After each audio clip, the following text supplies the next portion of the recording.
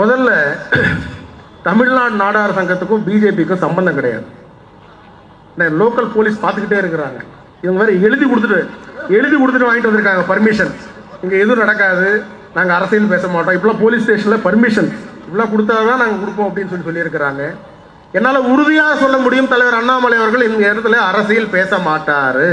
அவர் முழுமையாக ஐயா காமராஜர் அவர்களை பற்றி தான் பேசுவார் என்று எனக்கு உறுதியாக தெரியும். ஏன்னா இந்த குழந்தைங்க காலேஜ் ஸ்டூடெண்ட்ஸ், ஸ்கூல் ஸ்டூடெண்ட்ஸ் இருக்கிற இடத்துல தலைவர் அண்ணாமலை அவர்கள் எனக்கு அரசியல் பேச மாட்டார். ஏன்னா அவர் படித்தவர்.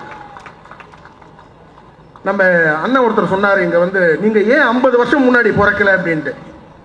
அவருக்கு சொல்லணும்னு நினைக்கிறேன், அவர் 50 வருஷம் முன்னாடி பிறந்திருப்பார். ஐயா காமராஜர் அவர்கள்கிட்டையும் இருந்திருப்பார், அது போன ஜென்மத்தில்.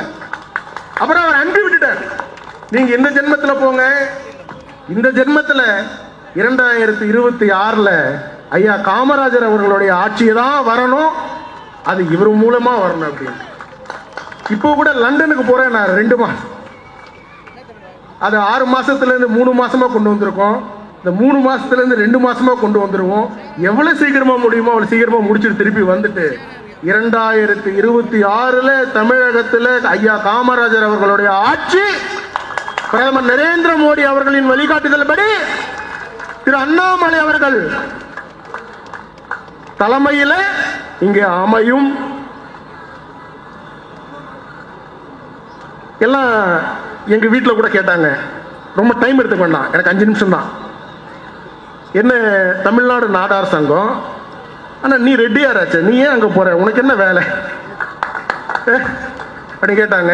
நான் சொன்னேன், இல்ல இல்ல நம்மளை தேடி வந்தாங்க அன்பு சகோதரர் முத்துரமேஷ் அவர்கள், இவங்கெல்லாம் எல்லாம் பில்லர்ஸ், இவங்கெல்லாம் வந்தாங்க. நான் கூட கேட்டேன், நீங்க தலைவரை கூப்பிடுங்க, நான் எதுக்கு அப்படின்னு. அவர் சொன்னாங்க, இல்லை சார் உங்களை நாங்கள் தத்து எடுத்துட்டோம், நாடார் சமுதாயம் உங்களை தத்து எடுத்துக்கிச்சு. 2026 ஒருவேளை வாய்ப்பு அன்பு தலைவர் அவர்கள் கொடுத்தாங்கன்னா உங்களை தேடி தான் வருவேன்.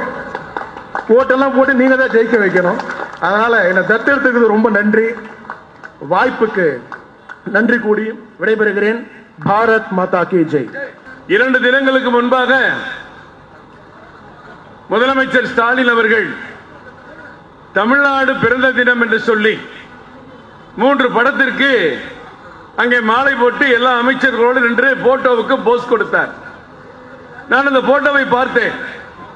தமிழ் அன்னை படம் இருந்தது. சரி, ஓகே, தமிழ் அன்னை படம். நமது கமலாலயத்தில் கூட தமிழ் அன்னை சிலை இருக்கிறது, வேற எந்த கட்சி ஆபீஸ்லையும் கிடையாது. அதற்கு அடுத்து டாக்டர் கலைஞர் படம் இருந்தது. அதற்கடுத்து பேரறிஞர் அண்ணா படம் இருந்தது.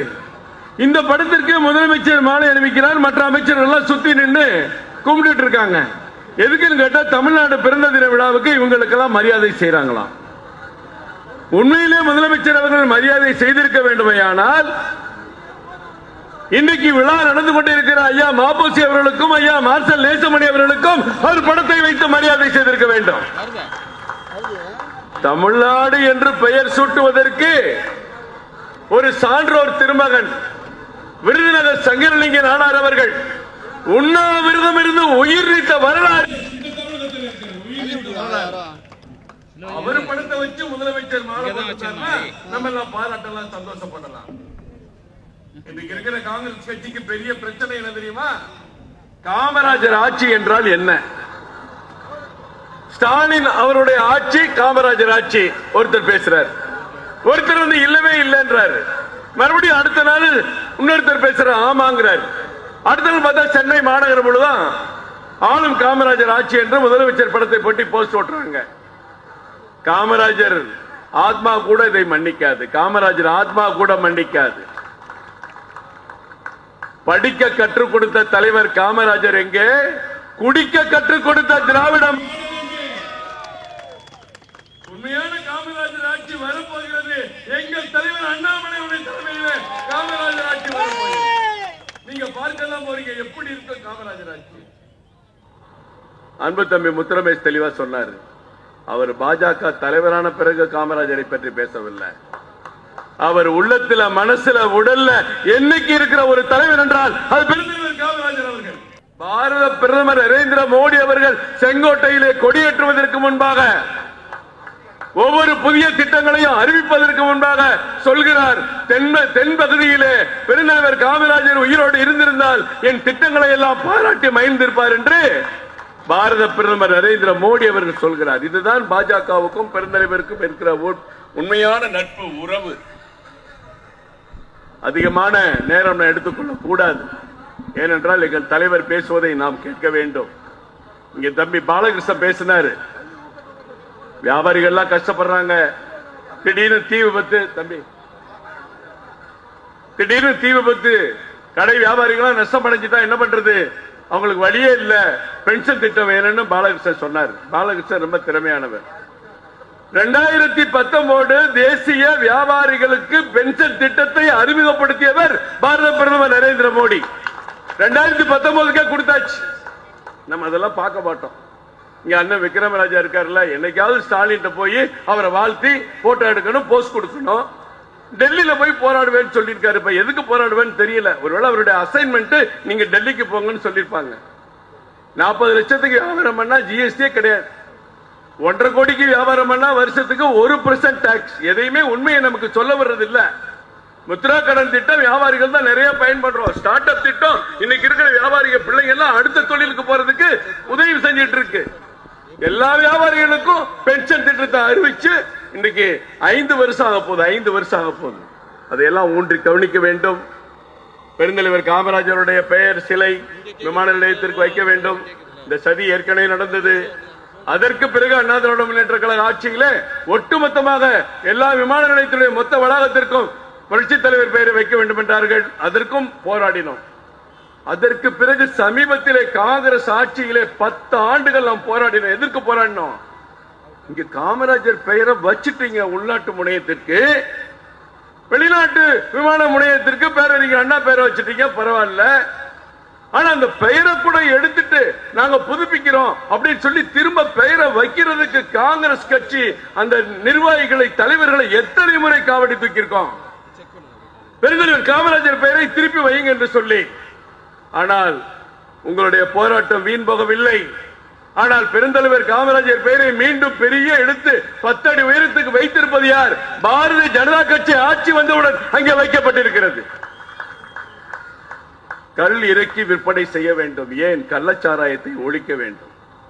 எங்கள் தலைவர் அண்ணாமலை சொல்கிறார் என்று சொன்னால் எல்லா மக்களும் மது குடியுங்கள், கல்லு குடியுங்கள், விஸ்கி பிராந்தி குடியுங்கள், டாஸ்மாக்ல சரக்கு குடியுங்கள் சொல்லல.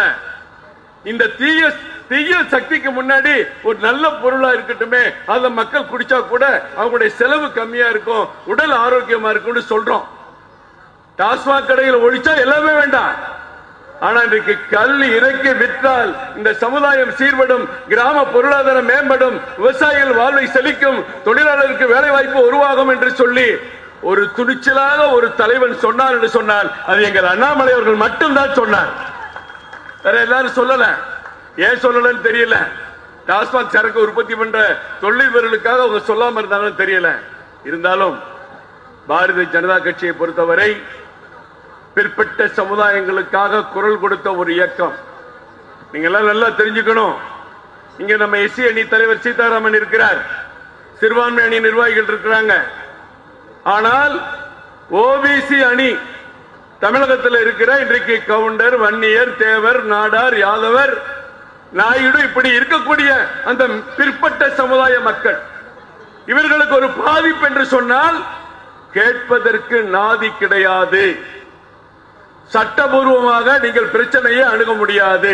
நீங்க பார்த்திருப்பீங்க, ஒரு வில்லேஜ்ல ஒரு பிரச்சனை, உடனே எஸ்சி ஆணைய தலைவர் வருவாரு, மக்களை கேட்பாரு, அவங்க ஆதரவை கேட்டுட்டு நேரடியா போய் டிஜிபியை பார்ப்பாரு, தலைமைச் செயலாளர் பார்ப்பாரு, முதலமைச்சர் பார்ப்பாரு, என்னங்க எங்க மக்களுக்கு இப்படி பிரச்சனைன்னு சொல்லி. ஆனால் ஓபிசி மக்களுக்கு, நான் சொன்ன இந்த பிற்பட்ட சமுதாய மக்களுக்கு என்று ஒரு ஆணையம் கிடையாது. அந்த ஆணையத்தை உருவாக்கி அதற்கு சட்டப்பூர்வ அங்கீகாரத்தை கொடுத்த தலைவர் பாரத பிரதமர் நரேந்திர மோடி என்பதை இந்த நேரத்திலே பதிவு செய்ய நான் கடமைப்பட்டிருக்கிறேன். நேர்மை, ஊழலற்ற ஆட்சி, பொது வாழ்க்கையில் தூய்மை, அனைத்திலும் ஒரு திறமை, உலகளாவிய பார்வை, தொலைநோக்கு திட்டம் வேண்டும் என்று சொன்னால் எங்கள் தலைவர் அண்ணாமலை வர வேண்டும், இங்கே பேச வருகிறார், ஆட்சி அமைக்கவும் வருவார். நன்றி.